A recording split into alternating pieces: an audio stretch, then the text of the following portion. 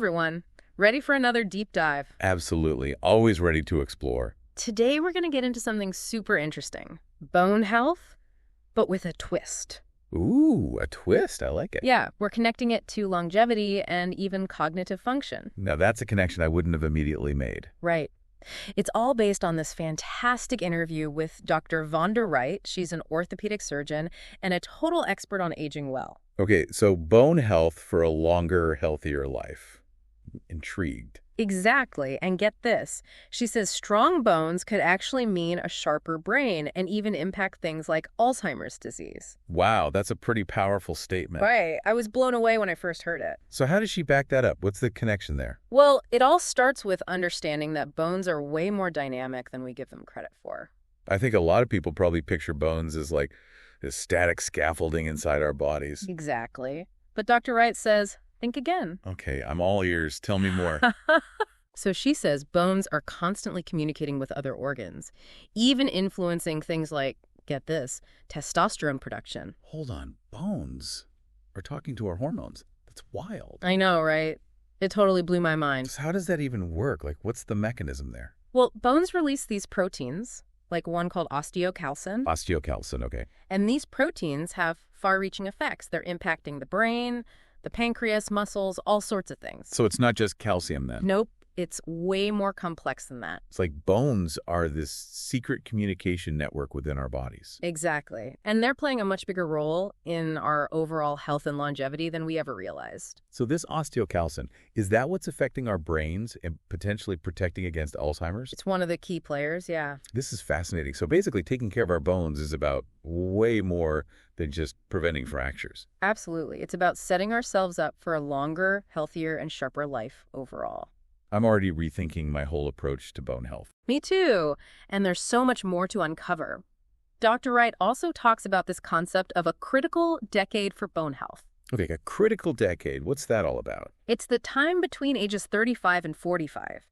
She says it's crucial because that's when our habits really start to matter in terms of setting ourselves up for healthy aging. Oh, so like the choices we make during those years have a lasting impact on our bone health later on. Exactly. It's like building a strong foundation for a house, you know? If you start with a shaky foundation, you're going to have problems down the line. That's a great analogy. So what should we be focusing on during this critical decade? Well, she emphasizes getting baseline lab tests, including checking your testosterone levels. Testosterone. I thought that was more of a men's health thing. It is important for men, but women need it too. Oh, interesting. Yeah, it plays a role in bone health for both sexes. Yeah. She also says this critical decade is key for building muscle mass. Muscle mass. What does that have to do with bone health? It's all connected. Building muscle actually helps strengthen your bones. Oh, I see. And maximizing your VO2 max. VO2 max, what's that? It's basically how efficiently your body uses oxygen. Okay, so it's a measure of fitness. Right. And if you think about it, being fit and strong in your 30s and 40s is like investing in your future health. Yeah, that makes total sense. Yeah. So we're setting ourselves up for a stronger, more resilient body as we age. Exactly. All right, so we've talked about how crucial bones are for overall health and longevity, but now let's talk about the elephant in the room. Uh-oh, what elephant are we talking about? Osteoporosis. I know it's something a lot of people worry about, but what exactly is it, and how can we know if we're at risk? Okay, good question. So osteoporosis is basically when your bones become weak and brittle over time. It increases your risk of fractures, and it can really impact your quality of life. And it's way more common than people think. Oh, yeah. It's super common, especially in women. That's right. 1 in 2 women will actually experience an osteoporotic fracture in their lifetime. Wow, that's a scary statistic. It is. And what's even scarier is that insurance often won't cover bone density scans until age 65. Wait, so by the time you can get checked, it might be too late. Exactly. That's why being proactive about bone health is so important, especially during that critical decade we talked about. So if we're in our 30s or 40s, should we be asking our doctors about bone density scans? It's definitely worth discussing with your doctor, yeah. Okay, good to know. So what are some early warning signs of osteoporosis that we should be aware of? Well, a family history of height shrinkage or fractures is a big red flag. So if your parents or grandparents had osteoporosis, you might be more likely to develop it too. Right. And even if you don't have a family history, it's important to pay attention to any bone pain or changes in your posture. So if you notice you're shrinking or hunching over, That could be a sign something's up. Exactly. And even if you're feeling great, being proactive about bone health is never a bad idea. Yeah, it's better to be safe than sorry, especially when it comes to something as important as our bones. Totally agree. Now, we tend to think of bone health as something we worry about later in life, when we're older. But Dr. Wright's research suggests that building strong bones actually starts in childhood. That makes sense. Our bones are still growing and developing when we're young. Exactly. And she says that impact sports during youth are incredibly beneficial for building bone density. Impact sports, like what? Gymnastics, for example. Oh, yeah, those kids are incredibly strong and agile. Right, and that early impact sets the stage for stronger bones throughout life. So even if we didn't do gymnastics as kids, it's not too late to catch up. It's never too late. That's good to hear. Yeah, the key is to incorporate weight-bearing exercise into our routines throughout our lives. Weight-bearing exercise. So that means anything that forces our bodies to work against gravity, right? Exactly. Things like walking, running, dancing, strength training. Okay, so getting those bones working. And that helps maintain bone density even as we age. It does. It's like sending signals to our bones, telling them, hey, we still need you to be strong. That's amazing. Our bodies are so incredible. They really are. So even if you weren't a gymnast as a kid, don't worry. You can still build strong, healthy bones at any age. I love that message of hope. So are we ready to dive into what we can do to keep those bones strong? I am. But let's shift gears for a moment and talk about something that affects a huge portion of the population, menopause. Okay, menopause. Big topic. It is. And it's not just about hot flashes and mood swings. Dr. Wright and her team actually coined a term, the musculoskeletal syndrome of menopause. Musculoskeletal syndrome of menopause. That sounds intense. What is that exactly? It basically describes the impact menopause has on our, musculoskeletal system. I see. So it's about how this transition affects our bones, muscles, joints. Exactly. Okay, makes sense. What happens during menopause that leads to this syndrome? Well, as women go through menopause, there's a significant drop in estrogen levels. Right, estrogen. And that can lead to a whole cascade of issues. Like what kind of issues? Well, you might experience joint pain, or what we call arthralgia, have stiff shoulders, even lose muscle mass, which is called sarcopenia. Sarcopenia. Okay, so muscle loss, isn't that just a natural part of aging anyway? It can be, but menopause can accelerate it. Oh, I see. Plus, there's an increased risk of problems with tendons, ligaments, and of course, bone density loss. Wow, that's a lot to deal with. It is. It's a lot for women to navigate. So this musculoskeletal syndrome of menopause, it's affecting a lot of women out there then. It is. Dr. Wright's research paper on this topic has been downloaded nearly 300,000 times. Wow, that's huge.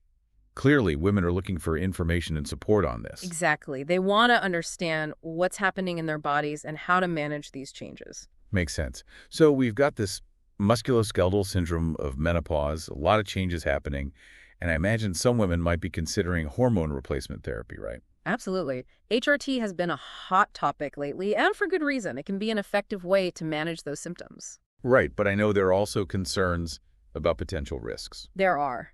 So let's break down HRT, talk about the benefits and risks women should be aware of. Sounds good to me. Let's do it. So HRT, it can be really helpful for managing those symptoms, like the joint pain and bone loss we talked about, but it's not a one-size-fits-all solution. Right. It's definitely a personal decision, and there are some things to consider. Exactly. Like any medical treatment, HRT has potential benefits and risks. So it's important to have an open and honest conversation with your doctor to figure out if it's the right choice for you. Absolutely. They can help you weigh the pros and cons based on your individual health history and needs.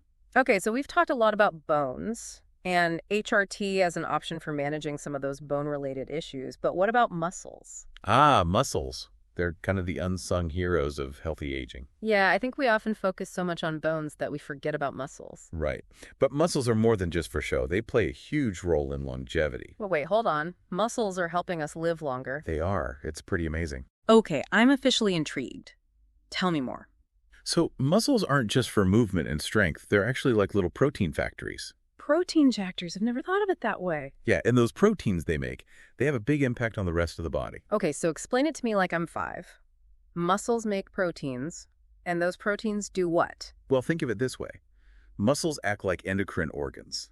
meaning they release hormones and other signaling molecules that affect other parts of the body. Oh, I see. So it's like they're sending out messages that impact our overall health. Exactly. And when we exercise, especially when we lift weights, our muscles release proteins like klotho, irisin, and myokines. Okay, hold up. Plotho, irisin, myokines.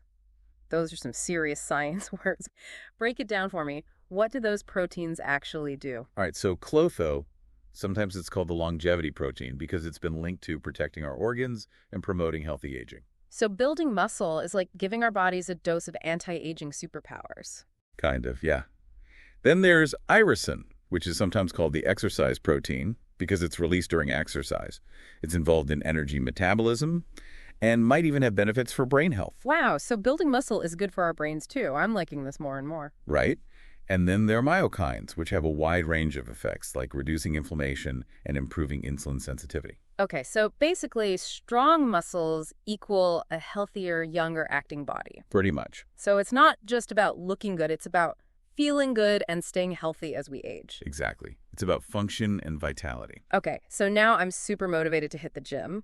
But let's get practical. What's the best way to build and maintain muscle, especially as we get older? Well, the good news is it's never too late to start. That's good to hear because I haven't exactly been hitting the weights as much as I should. You and me both.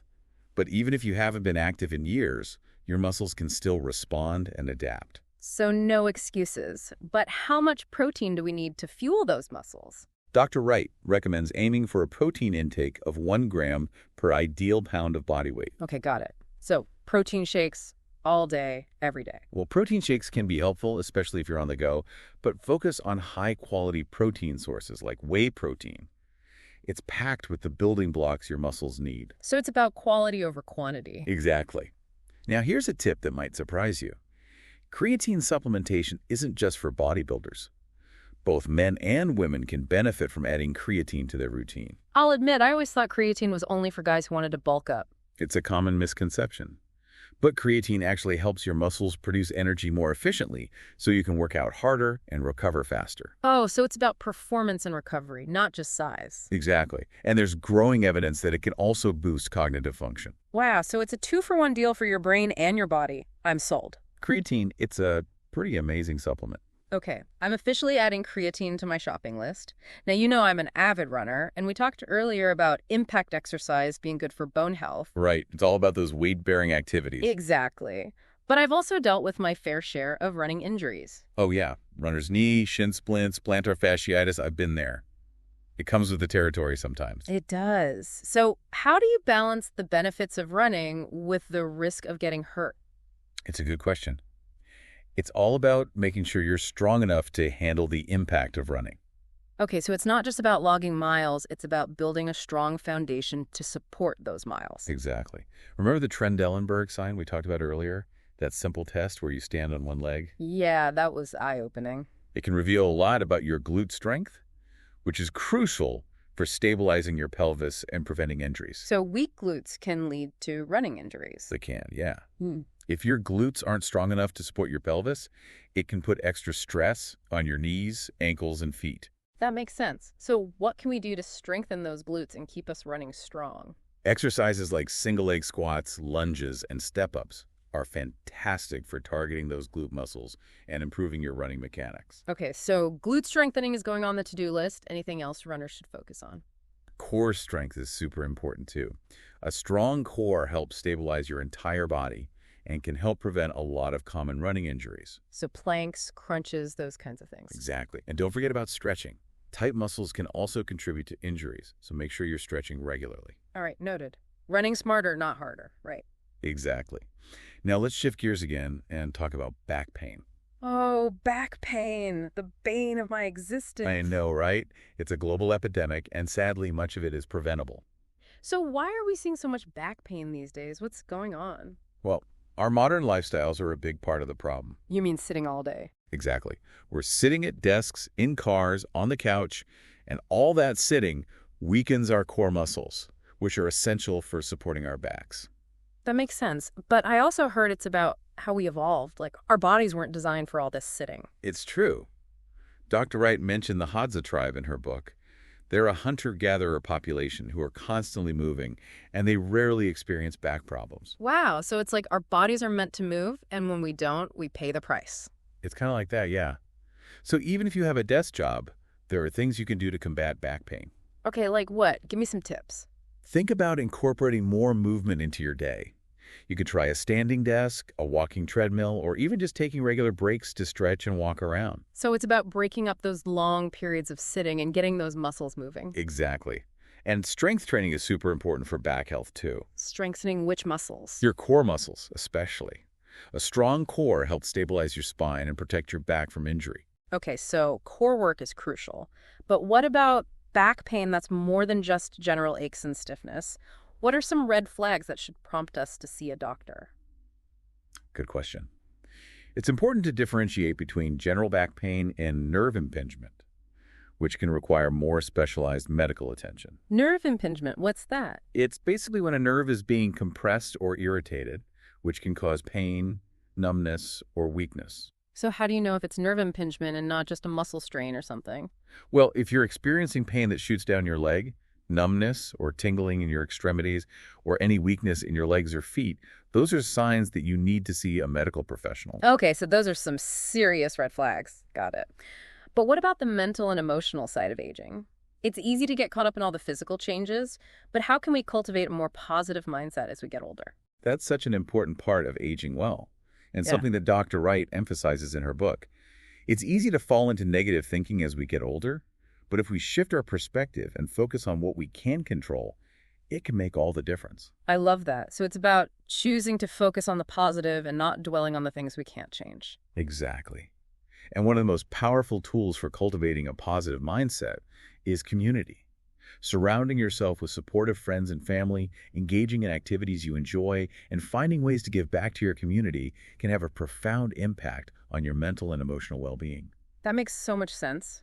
It's about creating a life that feels meaningful and fulfilling, regardless of your age. Exactly. It's about finding your purpose and living a life that aligns with your values. And speaking of feeling fulfilled, Dr. Wright shared some amazing research on masters athletes. Masters athletes, those are the folks who continue to compete at a high level well into their later years, right? Exactly. And her research is blowing those old stereotypes about aging out of the water. So what did her research reveal? What's the secret to their longevity and performance?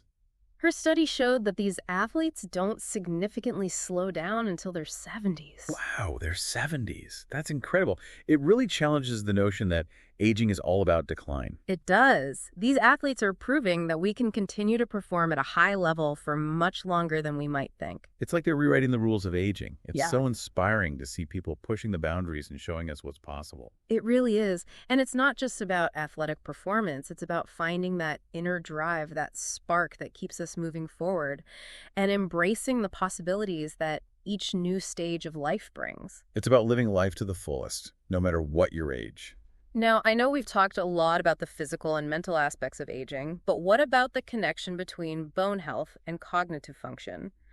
Earlier, we mentioned a possible link between osteoporosis and Alzheimer's disease. Right, that's a connection a lot of people might not be aware of. So what's the latest research saying about this link? Is there really a connection? The research in this area is still developing, but there's a growing evidence to suggest that osteoporosis may be a risk factor for cognitive decline, including Alzheimer's disease. Remember those proteins released by bones? Yeah, like osteocalcin, the longevity protein. Well, some of them, including osteocalcin, have neuroprotective effects and may play a role in maintaining brain health. So it's another reason to prioritize bone health throughout life, not just for preventing fractures, but also for potentially protecting our brains as we age. That's right. And when we talk about protecting our brains, we can't forget about the importance of sleep. Oh, sleep. I know I definitely don't function at my best when I'm sleep deprived. None of us do. And as we age, getting quality sleep can become even more challenging. So why is sleep so important for brain health, especially as we age? Well, during sleep, our brains are busy clearing out waste products, consolidating memories, and repairing damage. It's like nightly reset for our brains. That makes sense. So if we're not getting enough sleep, our brains aren't getting that crucial downtime to recover and recharge. Exactly. And over time, that can contribute to cognitive decline and increase our risk for various health problems. Okay, so sleep is crucial, but what if we're struggling to get a good night's rest? Any tips for improving sleep quality as we get older? Well, one thing that can be helpful is creating a relaxing bedtime routine. Try taking a warm bath, reading a book, or listening to calming music before bed. And make sure your bedroom is dark, quiet, and cool. Those environmental factors can make a big difference in how well you sleep. So it's about setting the stage for sleep, making it a priority. Exactly. And if you find yourself struggling to fall asleep, try getting out of bed and doing something relaxing until you feel tired. That's good advice. Sometimes I just lay there staring at the ceiling, getting more and more frustrated. I know it happens to the best of us. But sometimes getting out of bed and breaking that cycle can actually help you fall asleep faster. Okay, I'll try that next time. Anything else we should be mindful of when it comes to sleep? Caffeine and alcohol, be mindful of your intake, especially later in the day. Those can interfere with your sleep cycles. Okay, so no more afternoon coffee for me. I'm trying to prioritize my sleep. Now, we've covered a lot of ground today, from muscles and protein to sleep and brain health. But I want to circle back to nutrition for a moment. What are some key things we can do to fuel our bodies and support healthy aging through what we eat? That's a great question. Nutrition is absolutely foundational for healthy aging. And Dr. Wright really emphasizes the importance of protein for maintaining muscle mass and overall health. She recommends aiming for 1 gram of protein per ideal pound of body weight. Okay, so lots of protein shakes in my future. But what about other nutrients? What else should we be focusing on? Along with protein, make sure you're getting enough complex carbohydrates for sustained energy and fiber for gut health.